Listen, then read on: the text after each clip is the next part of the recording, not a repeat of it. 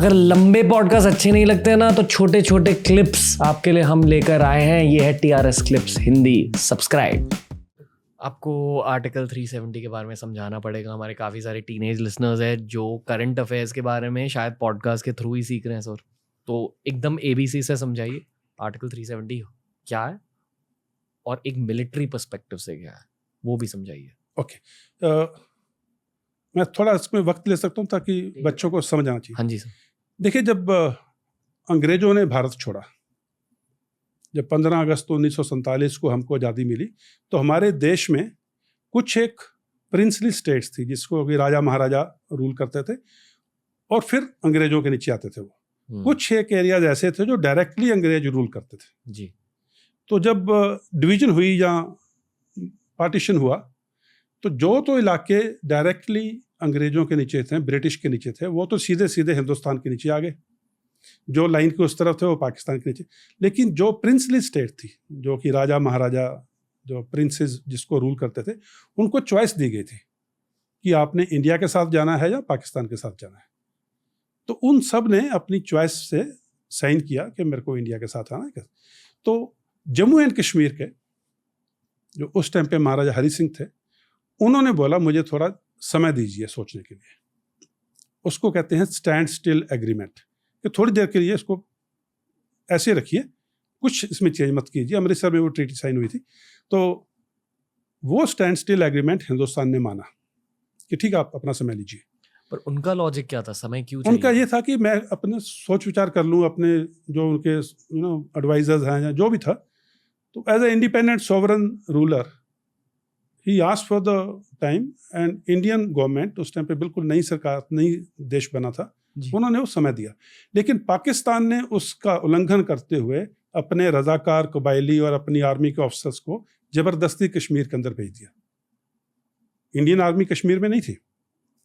तब 26 अक्टूबर 1947 को महाराजा ने वो इंस्ट्रूमेंट ऑफ एक्सेशन जिसको बोलते हैं कि मैं भारतवर्ष में शामिल होना चाहता हूँ, वो साइन किया।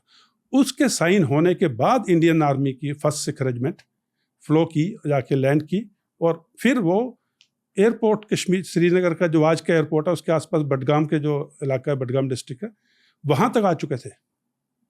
फिर इंडियन आर्मी ने उसको खदेड़ के वापस उरी से पार और नीलम अपना किशन गंगा रिवर के पार तक पहुँचाया, उनको वापस किया। तो जो अभी कश्मीर है उसके लिए हम तभी हमारी आर्मी गई जब महाराजा ने माना कि मैं आपके साथ हूँ। ये मैं क्यों इसका बैकग्राउंड दे रहा हूँ, ये जो इंस्ट्रूमेंट ऑफ एक्सेशन है, ये बाकी सारे जितनी प्रिंसली स्टेट थी उन्होंने भी यही साइन किया था। और 26 अक्टूबर 1947 को जो डॉक्यूमेंट साइन हुआ उसमें आर्टिकल 370 का कहीं जिक्र नहीं था। ना ही ये प्री कंडीशन थी कि मैं पहले शर्त रखता हूँ कि मैं तब साइन करूँगा अगर कल को आप आर्टिकल 370 बनाओगे, ऐसा भी कुछ नहीं था। ना ही ये उसमें शामिल था, ना ही इसके बारे में कोई सोच विचार था। ये उसके करीब करीब 2 साल बाद 1949 में आर्टिकल 370 जो है 21 है प्रोविजन जो कॉन्स्टिट्यूशन की, उसमें आया as a temporary and transitional feature. Temporary और टेम्परेरी होता है जो कुछ समय के लिए, ट्रांजिशनल है जो निकल गई तो आगे चलेंगे।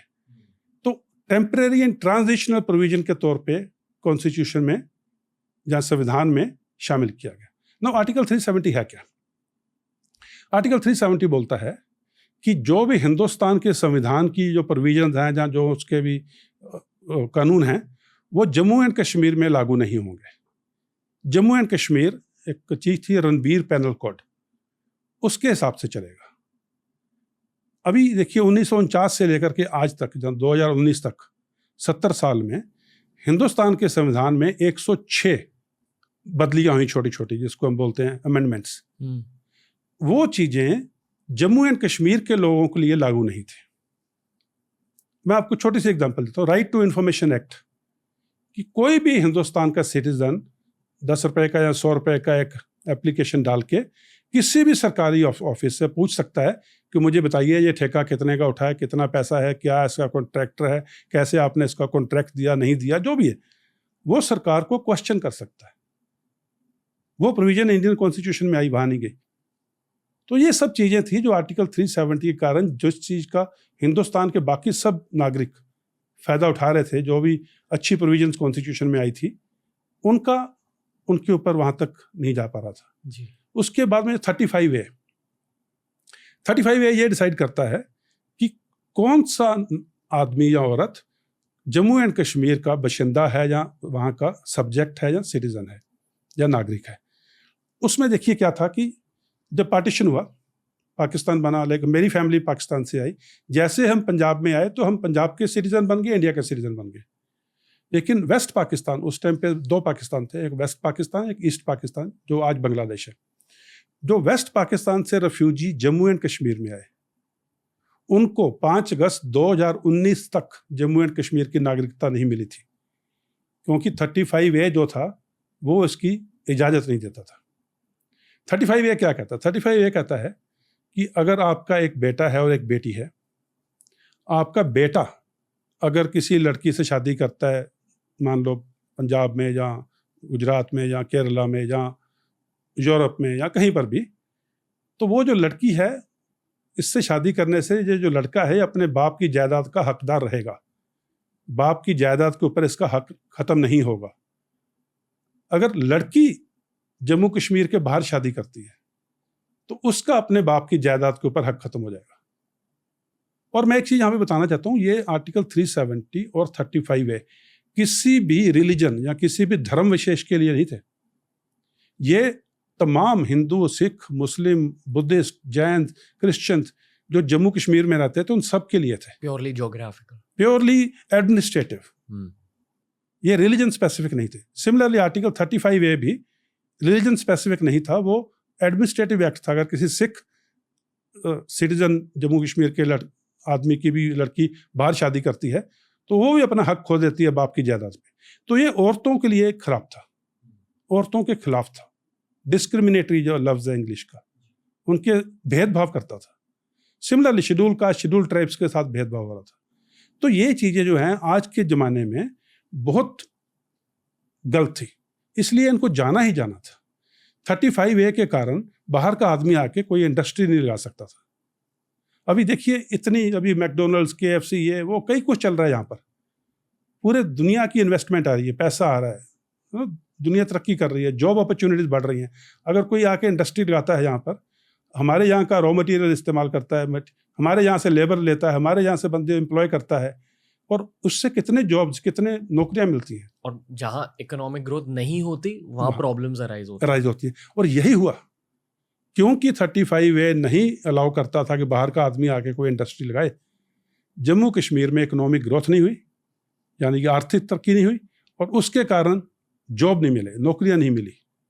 और उसके बाद में जब कश्मीरी पंडित चले गए तो वहाँ का एजुकेशन सिस्टम, जो पढ़ाई का ढांचा था, वो भी पूरा टूट गया। पढ़ाई नहीं है, इकोनॉमिक ग्रोथ नहीं है, जॉब अपॉर्चुनिटीज़ नहीं है, तो क्या हुआ? लड़के जवान हो गए, कुछ करने को नहीं है, पढ़ाई अच्छी नहीं थी, नौकरी मिल नहीं सकती, तो वो पाकिस्तान ने इस्तेमाल किया कि टेररिस्ट उनको बनाया जाए। सो ये आर्टिकल 370, 35A, कश्मीरी पंडित्स का वहाँ से जाना, टेररिज्म का आना, और ये दौर वो भी था जब 1990 में हिंदुस्तान ने इकोनॉमिक ग्रोथ शुरू की। हम पूरे वर्ल्ड के साथ मिलकर आपस में मेल मिलाप करके फॉरेन डेवलपमेंट, फॉरेन इन्वेस्टमेंट आनी शुरू हुई। और 1990 का दौर था जहाँ पे टेररिज्म शुरू हुआ, आतंकवाद शुरू हुआ कश्मीर में, और उन्होंने ये दौर मिस कर दिया। जो कश्मीरी बच्चे हैं आज के, उनके लिए ये पिछले 30 साल जो हैं बहुत खराब निकले हैं। तो इसको ठीक करने के लिए 370 का जाना, 35A का जाना, और इकोनॉमिक इन्वेस्टमेंट वहाँ पे आना, आगे खुशहाली आना बहुत जरूरी था। 2022 की रियलिटी क्या है अब? 2022 की रियलिटी ऐसे है कि अभी जो भी कानून हिंदुस्तान के आपके ऊपर लागू है, मेरे ऊपर लागू है, वो तमाम जम्मू एंड कश्मीर के तमाम सिटीजन्स के ऊपर लागू है। जो भी हमारी, जिसको हम कहते हैं राइट्स हैं, या हमारे जो सरकार से हमारे हक हैं, वो उनके भी हैं, कोई डिफरेंस नहीं है। दूसरी बात, अभी जो इकोनॉमिक डेवलपमेंट हो रही है, इंफ्रास्ट्रक्चर डेवलप, अभी 9 medical college, airports, women university, कई किस्म की चीज़ें वहाँ पे आ रही हैं, जिससे कि आगे आगे जॉब अपॉर्चुनिटी बढ़ेंगे, एजुकेशन सिस्टम इम्प्रूव होगा। इस पॉडकास्ट पर बहुत सारी ब्रेव बातें हुई है, खुल के बातें हुई है। at least the opinion of TRS Hindi's audience or TRS English audience is that यहाँ शायद वेस्टर्न ब्लॉक का एक रोल है to maybe stop economic growth, या जो भारत और पाकिस्तान का कॉन्फ्लिक्ट है to keep the conflict alive. क्योंकि अगर कॉन्फ्लिक्ट जिंदा रहेगा तो वेपन्स की डिमांड होगी, वॉर की डिमांड होगी, और अगर वेपन्स और वॉर की डिमांड होती है तो the businesses in America, the businesses in some parts of Europe benefit. तो यहाँ भी ह्यूमन ग्रीड इन्वॉल्व है. That could be a possible reason, पर ये मेरा खुद का कंजेक्चर है फ्रॉम.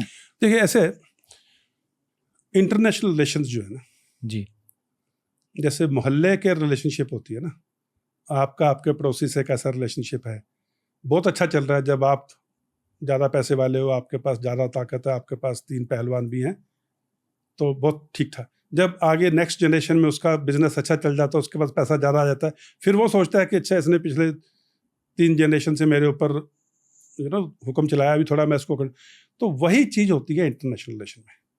इंटरनेशनल रिलेशन की एक मैं आपको स्टेटमेंट देता हूँ, वो सब चीज़ का वो निचोड़ है. They are no permanent friends और enemies, they are only permanent interests. Permanent allies नहीं, No, friends टेम्पररी एलाइज.